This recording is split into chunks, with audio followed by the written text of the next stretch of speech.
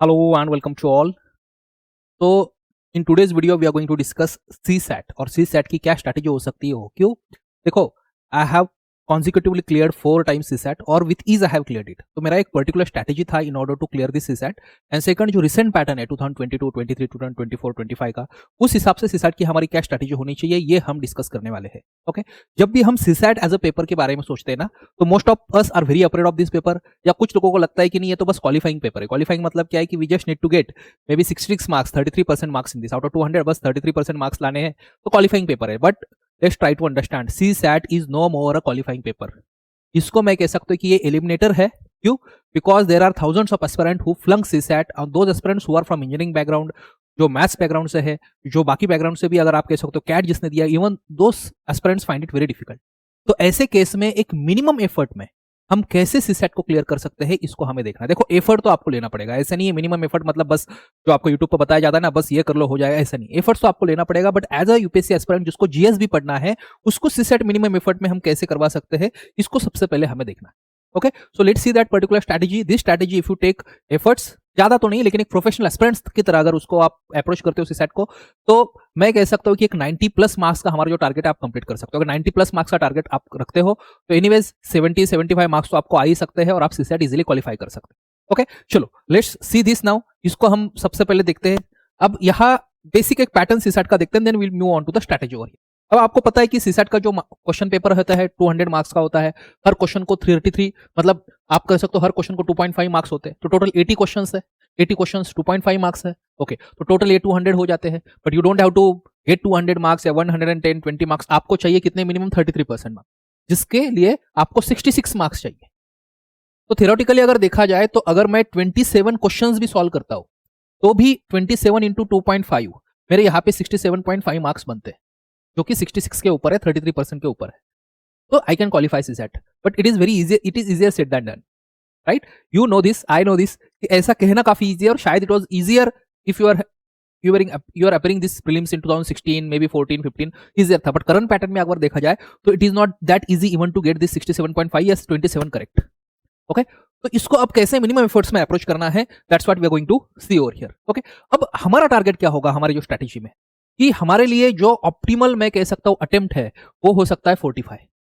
ये होना चाहिए 45 to 46 48 ऐसा एक मिनिमम ऑप्टिमल. हाँ कोई अगर अच्छा है CSAT में वो 70 अटेम्प्ट कर ले तो अच्छी बात है and the person gets 140 marks that's even good. But वही हम कह रहे हैं कि प्रैक्टिकल हम क्या कर सकते हो हमें देखना है. अब मेरे लिए जो एक अच्छा अटेम्प्ट मैं कह सकता हूँ एक मिनिमम अटेम्प्ट है 45 50 या 45 48 तक एक अच्छा हो सकता है. बिकॉज बस 27 अटेम्प्ट कर लिए तो 100% एक्यूरेसी होती है तभी मेरे 67.5 मार्क्स बनते हैं. क्या मेरी 100% एक्यूरेसी है क्या सर? नहीं है. मुझे भी पता है आपको भी पता है. ओके तो इसलिए एक मैं कह सकता हूं कि 45 अटेम्प्ट करना हमारा एक मिनिमम टारगेट जो है यह होना चाहिए. वो कैसे अचीव करना है मैं आपको बताता हूं और आपके स्ट्रेंथ और वीकनेस के हिसाब से बताता हूं. और इसमें अगर देखा जाए तो 45 अगर मैं अटेम्प्ट करता हूं तो लेट्स से उस 45 से 10 मेरे रॉन्ग हो जाते हैं. ओके एंड 35 मेरे करेक्ट हो जाते हैं. तो भी अगर आप देखना नेगेटिव मार्किंग वगैरह सब कंसिडर करके अराउंड 80 मेरा स्कोर 79.5 समथिंग 80 मेरा स्कोर यहां आ सकता है. मतलब मैं 10 इस रॉन्ग का यहां मार्जिन लेके चल रहा हूं. इवन 12 भी रॉन्ग हो सकते हैं तो भी कंफर्टेबली 70 के ऊपर मेरा स्कोर हो सकता है. ओके तो कैसे इसको लेकिन अचीव करना है ये काफी सारे एस्पिरेंट्स के लिए इतना ईजी नहीं है. कैसे उसको मिनिमम एफर्ट में करना है लेट्स सी दैट. अब देखो CSAT में अब जब भी 2011 से लेकर 2013 से लेकर मैं आगे कह सकता हूँ 25 तक पेपर देखना तो 3 मेनली सेक्शन होते हैं. एक क्वांटिटेटिव सेक्शन होता है, एक रीजनिंग सेक्शन होता है और एक कॉम्प्रिहेंशन सेक्शन होता है. इसमें मैं एक डेटा इंटरप्रिटेशन भी ऐड कर सकता हूँ बट जो आजकल 3-4 साल से वैसे भी यूपीएससी पूछ नहीं रहा. तो मेनली कॉम्प्रिहेंशन जिसको हम रीडिंग कॉम्प्रिहेंशन कहते हैं, रीजनिंग ओके और क्वांटिटेटिव ये 3 सेक्शन है. अब इन 3 सेक्शन का हर पेपर में वेटेज क्या होता है सबसे पहले यहाँ पे देख लो. Please look into this. Okay. Now the weightage has been given from 2011 to 2025. मतलब what I have done over here कि मैंने यहाँ 3 कॉलम आपके लिए बनाया है. Maths and basic numeracy, reasoning and reading comprehension. ये डिसीजन मेकिंग डेटा इंटरप्रिटेशन इसको ज्यादा ध्यान मत देना बिकॉज आजकल डेटा इंटरप्रिटेशन के एनीवेज 0 क्वेश्चन है. ओके और डिसीजन मेकिंग के काफी बार यही हम ऐड कर देते हैं. तो आपको मेनली याद ध्यान देना है मैथ्स बेसिक न्यूमरेसी जिसको हम क्वांट कहते हैं, रीजनिंग और रीडिंग कॉम्प्रिहेंशन. ओके और इसमें भी लेटेस्ट पैटर्न देखो 2019 से लेकर आकर 2025 तक. And when I see this मुझे ये समझ में आ रहा है कि अर्लियर अगर ईयर्स देखो तो reading comprehension had very large weightage. अब वो वेटेज थोड़ा कम हुआ है. ऐसा नहीं काफी कम हुआ है. अगर लेटेस्ट आप यहां देखिएगा if you see this latest pattern तो उस केस में मुझे क्या दिख रहा है कि 34 क्वेश्चन जो है मुझे 34 questions are asked from the 2025 में कौन से 17 रीजनिंग से थे और 29 जो है रीडिंग कॉम्प्रिहेंशन से. ठीक है। ये रीजनिंग क्वांट का थोड़ा चेंज हो सकता है बिकॉज कुछ क्वेश्चंस कोई रीजनिंग में कंसिडर करता है, कोई क्वांट में कंसिडर। उससे पहले भी देखना 24 में 25 क्वांट से थे, 33 इससे थे, 22 मेरे जो है रीडिंग कॉम्प्रेशन, मतलब रीडिंग कॉम्प्रेशन काफी कम था यहाँ पे। ओके तो बट ओवरऑल अगर हम कंसिडर कर ले तो अराउंड 30% पेपर आपका रीडिंग कॉम्प्रेशन से, 30 अराउंड आप कह सकते हो क्वांट से, 30% अराउंड रीजनिंग से, इस तरीके से हम इसको समझ सकते हैं। तो ऐसा यहाँ पे पेपर है। ओके चलो, अब once I understand the weightage, अब मुझे करना क्या है, सबसे पहले मुझे क्या करना है। देखो अगर थियोरेटिकली अगर देखा जाए, मतलब एक जो कि 99.99% सही नहीं होगा, लेकिन फिर भी थियोरेटिकली अगर देखा जाए तो लेट्स से मेरा कोई भी एक सेक्शन स्ट्रांग है, तो अगर मेरा रीडिंग कॉम्प्रेhension अगर बस स्ट्रांग है और उससे ही मैं 27 क्वेश्चन अटेम्प्ट करता हूं तो भी I am going to clear CSAT. But क्या इतना इजी है? रीडिंग कॉम्प्रेhension आपको पता है कितना डिफिकल्ट होता है आजकल। ओके जैसे मेरा एरिया काफी स्ट्रांग था रीडिंग कॉम्प्रेhension, तो मैं कंफर्टेबली एटलीस्ट 18-20 क्वेश्चन उससे कर लेता था, लेकिन जिसका नहीं हो क्या करेगा। अगर यहाँ देखो उस केस में 25 के केस में किसी को क्वांट काफी स्ट्रांग है तो इससे बस 27 अटेम्प्ट कर लो, छोड़ दो, बस क्वांटी प्रिपेयर करके जाओ। But practically it is not, ऐसा नहीं होता है। क्यों? क्योंकि let's say your quant is very strong और बस उतना ही करके गया और पता चला कि इसमें काफी डिफिकल्ट क्वेश्चन है, अब आप उसको अटेम्प्ट नहीं कर पाओगे, और 3-4 कंटिन्यूस क्वेश्चन अगर आप उसमें अटेम्प्ट नहीं कर पाते तो आपका कॉन्फिडेंस कम होने लगता है। जो थोड़े ओल्ड एस्पिरेंट्स हैं उनको ये पता होगा क्या होता है। ओके तो same thing actually can go to the other topics also. तो इसलिए मुझे क्या करना है as a professional aspirant, as a call it professional aspirant, क्या करना है, बिकॉज आपको अल्टीमेटली सिविल सर्विस प्रोफेशनली बनना है। ठीक है, तो प्रोफेशनल एस्पिरेंट आपको क्या करना है, सबसे पहले आपको आइडेंटिफाई करने हैं आपका स्ट्रॉन्ग एरिया। बेसिकली आपको क्या करना है, you don't have to depend on one area, आप आपका स्ट्रॉन्ग एरिया आइडेंटिफाई करो कौन सा है तीनों में से, और वीक एरियाज कौन से है ये आइडेंटिफाई करना, रीडिंग कॉम्प्रेhension, रीजनिंग और इससे। Okay and once you do that, फिर आपको क्या करना है, स्ट्रॉन्ग एरिया पे ज्यादा फोकस करना है इन पेपर, स्ट्रॉन्ग एरिया पे फोकस करना है आपके पेपर में। ओके लेकिन वीक एरियाज पे कुछ हद तक आपको काम करना है मिनिमम। देखो आइडियल स्ट्रैटेजी तो ये होगी कि सब अच्छा से करके जाओ, बट वो नहीं पॉसिबल होता है। तो आपको करना क्या, कैसे strong area weak area identify करनी, वो भी आपको बताता हूं कि आपको आपके स्ट्रॉन्ग एरिया आइडेंटिफाई करना है तीनों में, रीडिंग कॉम्प्रेhension वगैरह इस सब में, ओके क्वांट में और रीजनिंग में। और उसके बाद उस स्ट्रॉन्ग एरिया पे वेल एक्चुअली अटेम्प्टिंग पेपर उसको आपको सबसे पहले पिक कर सकते हो, उसको सॉल्व करने का ट्राई कर सकते हो। लेकिन कुछ वीक एरिया जो है आपके, उस पर आपको थोड़ा अभी काम करना है in this phase, March month, April month, यही आप इस पे काम करना है। ओके तो फिर देयर इज अ पॉसिबिलिटी कि आप आपका कट ऑफ जो है कंफर्टेबली क्लियर कर सकते हो। How to do that sir, ये कैसे आइडेंटिफाई करें, उसके लिए आपको करना क्या है, टेक 2023 का काफी डिफिकल्ट था, अगर किसी को लग रहा है कि 2024 का पेपर ले लो, फिर और एक ले ले लेट्स से 2022 का। ओके तो कोई भी प्रीवियस ईयर क्वेश्चन है, पेपर है सीसैट के, इसको सॉल्व कर लेना, solve this, sit 2 hours, solve this. Okay और उसको सॉल्व करने के बाद अपने आप ही आपको समझ में आ सकता है कि कौन से इससे मुझे ज्यादा मार्क्स आए, कौन से इससे मुझे कम मार्क्स आए। देख लो किसमें कितना ज्यादा टाइम लग रहा है, किससे ज्यादा कम मार्क आए, तो आपको समझ में आ जाता है कि नहीं ये वीक है, ये स्ट्रॉन्ग है मेरा एरिया। ठीक है, और फिर जो भी वीकर एरियाज है, जो strong area anyways you are going to do good in that, जो वीकर एरियाज है उसमें मिनिमम एफर्ट फिर आपको लगाने। कैसे? फर्स्ट, अब मैं थोड़ा आपको एनालिसिस दिखाता हूं आपके क्वांटिटेटिव या मैथ्स जो है इसका। अब वन बाय वन इसको सेक्शन डिसाइड करते हैं और कैसे उसको प्रिपेयर करना है। क्वांटिटेटिव एप्टीट्यूड अगर आप देखो, ओके तो क्वांटिटेटिव एप्टीट्यूड का मैंने क्या किया है, लास्ट ऑलमोस्ट 13-14 भी है इसमें एक्चुअली, 25 तक ऑलमोस्ट लास्ट 10 साल के जो पेपर्स है आपके 14-25 तक, उसको सारा एनालाइज यहाँ पे किया है। उसको एनालिसिस करने के बाद मुझे क्या पता चला कि देखो out of this around 10 to 12 topics, सबसे ज्यादा क्वेश्चन जिस टॉपिक से आते हैं वो आते हैं number system. Around 105 questions have been asked from this number system in your previous year papers. एक ही पेपर में नहीं, मल्टीपल पेपर्स में, मतलब हर बार 12, 13, 14, 15 ऐसे क्वेश्चन इससे आ सकते हैं, 8, 9 आ सकता है, ऐसा आ सकता है रेंज। फिर डेटा इंटरप्रिटेशन 27 क्वेश्चंस अभी तक पूछे गए हैं, परसेंटेज 28 क्वेश्चंस पूछे गए, divisibility and reminder 29, permutations 19 questions, data sufficiency 16 questions पूछे गए हैं। ओके तो इसमें से एटलीस्ट आप फर्स्ट 5 to 6 टॉपिक्स भी अच्छे से करके जाते हैं तो भी आप लेट्स से क्वांट जिसका काफी वीक है वो कम से कम इसमें 12 से 13 क्वेश्चन तो सॉल्व कर पाएगा। अब उतना भी नहीं कर पाओ तो कुछ नहीं होगा फिर, पर उतना तो कर पाओगे कम से कम मिनिमम एफर्ट लेके। तो मेरे लिए क्वांटिटेटिव एप्टीट्यूड के टॉप जो आपने मतलब प्रिपेयर करना है ऐसे टॉपिक्स कौन से हैं, नंबर सिस्टम 105 अभी तक क्वेश्चन पूछे गए, हर बार नंबर सिस्टम भी अगर आप अच्छा करके जाते हो ना तो 10 से 12 यहां से सवाल आप सॉल्व कर सकते हो। बट नंबर सिस्टम इतना इजी नहीं है प्रिपेयर करना, बिकॉज नंबर सिस्टम में अपने आप में काफी सारे टॉपिक्स है, राइट। प्राइम नंबर है, फिर उसके बाद एससीएम है, एलसीएम है, वो कैसे आइडेंटिफाई करना है, फिर बाकी डिविजिबिलिटी के एस्पेक्ट है, काफी सारे ऐसे एस्पेक्ट है। ओके तो बट इसको अच्छे से अगर प्रिपेयर कर जाते हो तो आपको पता है कि नहीं मैं 8-9 तो सवाल ऐसे इससे सॉल्व कर ली। But again you will have to practise it, इतनी इजी नहीं होती, you will have to practise it. मैंने पहले ही कहा मिनिमम एफर्ट, मतलब ऐसा नहीं कि एफर्ट बिल्कुल नहीं लेना। देन परसेंटेज, अब आप कहोगे सर ये डेटा इंटरप्रिटेशन से तो काफी सारे क्वेश्चन है, आपने इसको नीचे क्यों रैंक किया। देखो डेटा इंटरप्रिटेशन यूपीएससी पूछ ही नहीं रहा है 4-5 साल से, मुझे नहीं लगता कि आगे भी पूछेगा। ओके इसलिए इसको मैंने ज्यादा यहाँ इंपॉर्टेंस नहीं दिया है और ये थोड़ा सा टाइम कंज्यूमिंग हो सकता है डेटा, बट कुछ नहीं है रिसेंट 4-5 साल में, इसलिए इसको लेट। बट ये देखो number system, percentage, divisibility and remainder, permutation, data sufficiency, average, कम से कम इतने टॉपिक्स तो करके जा सकते हो मिनिमम, राइट? और इसमें से अगर आप 10-12 क्वेश्चन भी सॉल्व कर पाओ तो आपका अगर क्वांट वीक एरिया है तो उसमें से you are doing quite well. 10 question भी आपने सॉल्व कर ली तो you will get around more than 25 marks. What else you need? Week area में कह रहा हूं, जिसका स्ट्रॉन्ग एरिया है वो सारे के सारे टॉपिक क्रिएट करके जाएगा एनीवेज, सारे के सारे। ओके, तो शायद वो 10 की जगह 13, 14, 15, 16, 17 अच्छे क्वेश्चन वहां पे कर सकता है। ओके, चलो ये एक हुआ। अब नेक्स्ट जो आपका आता है वो है रीडिंग कॉम्प्रिहेंशन। ओके, अब reading comprehension used to be a very strong area of many UPSC aspirants, because not now but maybe 3-4 years back अगर देखना तो used to be very strong area of many UPSC aspirants, जिसके basis पे वो completely जो है यहाँ prelims clear करते थे। बट अब वो इतना इजी नहीं है, बिकॉज यू नो दैट कि एक तो लेंथी पैसेजेस है, नंबर ऑफ क्वेश्चंस पर पैसेज वो रिड्यूस हो चुके हैं, और थर्ड है कि उसमें काफी सारी वेरिएबिलिटी होती है कि एग्जैक्टली आंसर क्या हो, सब्जेक्टिविटी काफी ज्यादा है। इसलिए आप देखते हो कि इंस्टीट्यूट्स की जो आंसर्स की आती है एससी सेट की आफ्टर दी पेपर, वो आंसर की में भी कितने सारे मार्क्स का वेरिएशन होता है। तो रीडिंग कंप्रिहेंशन पे कंप्लीटली डिपेंडेंट रहना तो कोई किसी का स्ट्रॉन्ग पॉइंट भी है तो वो नहीं रहना चाहिए उसमें। हाँ, लेकिन रीडिंग कॉम्प्रिहेंशन काफी सारे एस्पिरेंट्स का पॉजिटिव पॉइंट हो सकता है, because your mind is tune to read. आप दिन भर कुछ ना कुछ तो मतलब आप कह सकते हो पढ़ते ही रहते हो, उसमें फिर एनवायरमेंट होता है, जो जिस टाइप के पैसेजेस होते हैं इंटरनेशनल रिलेशंस के, एनवायरमेंट के, या बाकी भी अगर इकोनॉमी के, तो वो भी आपने काफी बार पढ़ा होता है। तो इसलिए इसमें मार्क्स स्कोर करना कम से कम, अगर आपको इसमें से 29 क्वेश्चंस पूछा गया है तो कम से कम 10-12 तो अच्छे से आप कर सकते हो, 15 तो कर सकते हो, बाकी स्किप कर दो अगर उसमें कंफ्यूजन है।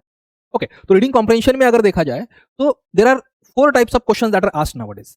मतलब ये अगर मैं 2019 से 25 का यहाँ एनालिसिस करूं, there are 4 types of question that are asked. Passage तो सेम होगा बट 4 टाइप्स ऑफ क्वेश्चन। कौन सा? एक क्वेश्चन होता है जो सबसे इजियर होता है आपके लिए, दो डायरेक्ट फैक्ट बेस्ड क्वेश्चन होता है, जो कि आजकल इतना नहीं पूछा जाता है, स्टेट एग्जाम्स में काफी बार पूछा जाता है। देखो फैक्ट बेस्ड में काफी कम सवाल अब पूछे गए हैं, मतलब 2022 में 12 क्वेश्चन थे, बाद में अगर देखना 25 में ऑलमोस्ट 0 क्वेश्चन था, 24 में 1, 23 में 3। तो फैक्ट्स बेस्ड अगर क्वेश्चन पूछा गया तो ये इजी है आपके लिए वैसे भी सॉल्व करना, बट ऐसा कंसिडर करना कि इससे मिनिमम क्वेश्चन पूछा जाएगा। फिर बचता क्या है? ये आपका इन्फरेंस बेस्ड, और जो थीम होती है पैसेज की, मेन थीम क्या है, मेन आइडिया क्या है, ये क्वेश्चंस आपको पूछे जाते हैं। और फिर अजम्पशन बेस्ड का weightage over the period time increase ही हो रहा है और शायद आगे इंक्रीज ही होगा, अजम्पशन बेस्ड का और मेन आइडिया और थीम का। ओके, तो इसको प्रिपेयर कैसे करना है? देखो मेरा एडवाइस होगा, देखो there is no good video on YouTube और एनी क्लासेस की जो आपको रीडिंग कॉम्प्रिहेंशन एक साइंटिफिकली कैसे अप्रोच करते हैं वो बताता है। तो I am going to create a video on that. आगे मैं क्रिएट करूंगा, कमेंट सेक्शन में मुझे बता दो कि अगर क्रिएट करना है तो I create that video. Almost 1 hour से भी ज्यादा वो बड़ा वीडियो होगा, बट एक्चुअली कैसे इसको मेन आइडियाज को कैसे आइडेंटिफाई करते हैं, असम्पशंस कैसे देखते हैं, क्या ट्रिक्स होती है, वो मैं उसमें बताऊंगा आपको। ठीक है, फाइन। तो will see that also that video. But अभी के लिए अगर आपको प्रिपेयर करना है रीडिंग कॉम्प्रिहेंशन तो कैसे करना है? मेरा तो आपको यही एडवाइस होगा कि प्रीवियस ईयर क्वेश्चंस देख लो रीडिंग कॉम्प्रिहेंशन से 2019 से लेकर 2025 तक। 25 नहीं भी कंसिडर किया अगर क्योंकि अभी तक तो आंसर की नहीं आए till the time I am recording this video, अगर आंसर की आ चुकी तो 25 भी देख लेना, यूपीएससी का ऑफिशियल आंसर की। फिर आपको क्या करना है? इस क्वेश्चंस को सॉल्व करना है। सॉल्व करने के बाद उसका आंसर जो है आपको देखना है आपके यूपीएससी के ऑफिशियल आंसर की में, इंस्टीट्यूट्स वाली नहीं, ऑफिशियल आंसर की में। और उसके बाद अगर आपका क्वेश्चन का आंसर करेक्ट आ रहा है तो इट्स फाइन। जिस क्वेश्चन का आंसर आपके गलत आ रहा है तो उस केस में देखो कि कैसे एग्जामिनर सोच रहा है। अगर आपका आंसर बी है, एग्जामिनर ने सी आंसर दिया है मेन आइडिया के बारे में, तो आपको क्या गलत हो रहा है, किस तरीके से, कोई पैटर्न तो उसमें होता है। तो ये सारे क्वेश्चंस के लिए अगर आप करते हो तो आपका वो थिंकिंग उनकी तरह ही थोड़ा थोड़ा अलाइन हो जाए। ये बेस्ट वे इसको सॉल्व प्रिपेयर करने का, बट उसके और भी ट्रिक्स होते हैं that I will cover in other video. Okay, तो मुझे लगता है रीडिंग कॉम्प्रिहेंशन के लिए मेनली कोई इंस्टीट्यूट वगैरह का मटेरियल से अच्छा ये है। हाँ, उससे पहले लेकिन क्वांटिटेटिव कैसे प्रिपेयर करना था ये आपको मैंने बताया नहीं था। क्वांटिटेटिव एप्टीट्यूड प्रिपेयर करने के लिए जो भी आप कर रहे हो, क्या अगर आपका वीक है कौन, तो टॉप जो भी 10, 8, 10 टॉपिक है, या नहीं सर आपने जो 5 बताया है वही हमें प्रिपेयर करने हैं, तो इसके बस यूट्यूब वीडियोस देख लो। यूट्यूब देखने के बाद फिर उसको प्रिपेयर करो, फिर उसकी प्रॉब्लम्स वगैरह आप सॉल्व कर सकते हैं। ओके, तो भी उससे हो जाता है, ऐसा नहीं कि कोई आपको पर्टिकुलर बुक ही खरीदना है तो आर एस अग्रवाल वगैरह people will by that book, या टाटा मैग्रा-हिल का भी एक अच्छा एक कंपाइलेशन है, वो भी आप खरीद सकते हो। बट पहले यूट्यूब का काफी बेसिक से आपको अगर इसको देखना है तो यूट्यूब की वीडियोस देख लेना किसी भी अच्छे टीचर के, और उस यूट्यूब वीडियो के बेसिस पे उसकी नोट्स क्रिएट करके रखना, उसके जो शॉर्टकट्स वगैरह दिए वो सारे क्रिएट करना, कुछ फॉर्मुलाज है तो उसको याद करके रखना, उसको बार बार रिवाइज करना और एक्चुअल में सॉल्व करना क्वेश्चन। ओके, रीडिंग कॉम्प्रिहेंशन के लिए क्या करना है ये मैंने आपको ऑलरेडी बताया है। थर्ड पार्ट आपका आता है रीजनिंग। देखो रीजनिंग में जो मैंने यहाँ पे एनालाइज किया है, अगेन लास्ट अगर मैं 6-7 साल के पेपर्स देखो रीजनिंग के 2019 ऑनवर्ड्स खास करके, तो मुझे समझ में आता है कि ये कुछ टॉप टॉपिक्स है रीजनिंग में this are the top topics on which UPSC is frequently asking question. First क्या है? Mathematical pattern logic. Mathematical pattern logic मतलब क्या है? नंबर के सीक्वेंस वगैरह होते हैं उस तरीके का, ठीक है। फिर डेटा सफिशिएंसी है, स्टेटमेंट दिया जाता है क्या ये दोनों स्टेटमेंट फर्स्ट स्टेटमेंट को एक्सप्लेन कर रहा है, नहीं ये सारा है।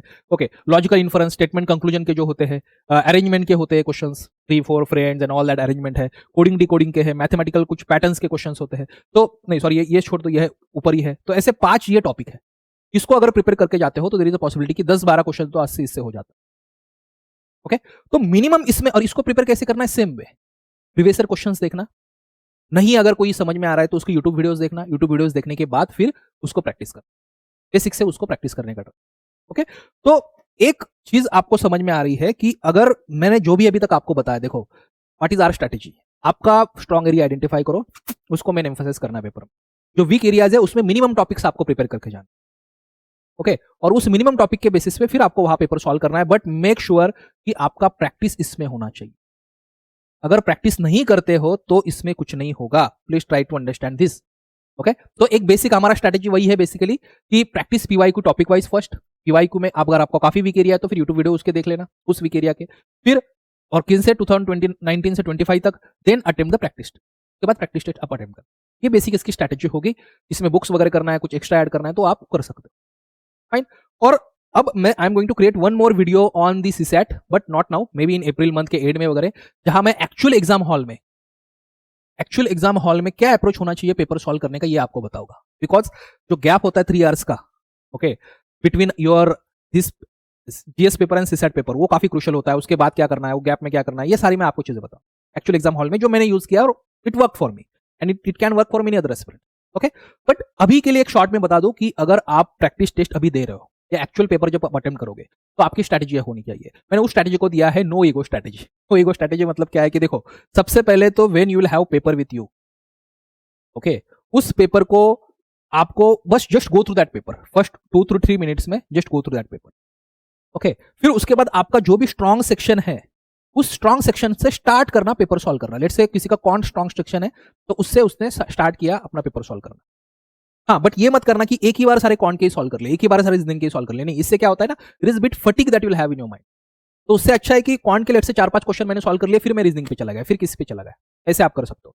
या फिर if you don't feel that fatigue, अगर आपकी अच्छी प्रैक्टिस है तो पूरे कौन सॉल्व कर लो, ऐसा कुछ नहीं। तो लेट्स से मैंने 4-5 कौन के सॉल्व कर लिए बिकॉज ये मेरा स्ट्रॉन्ग पॉइंट था, फिर मैं दूसरे किसी सेक्शन पे जाता हूं, उसको सॉल्व करता हूं। अब ये सॉल्व करते वक्त मुझे ये चीज देखनी है कि जब भी मैं क्वेश्चन देखता हूं तो अगर that question is known to me then I am going to solve it. Question अगर अननोन है, नहीं बिल्कुल उसके बारे में पता, leave it there itself, time waste मत करो।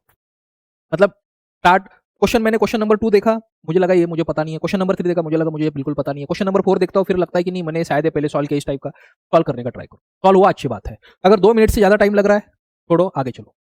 तो फर्स्ट राउंड में इस तरीके से सॉल्व करना, फिर सेकंड राउंड में जो पहले बार आप सॉल्व नहीं कर पाए थे उसको सॉल्व करना। तो जो आपका मेन इशू होता है ना कि सर कभी कभी टाइम ही नहीं इनफ होता, तो वो भी आया सॉल्व हो जाता है। ओके, चलो इसी के साथ साथ इस वीडियो को हम एंड करते हैं। Thanks a lot, will again have another video on reading comprehension, और उसको कैसे सॉल्व करते हैं वो डिटेल में मैं आपको बताऊं। ओके, चलिए, थैंक यू।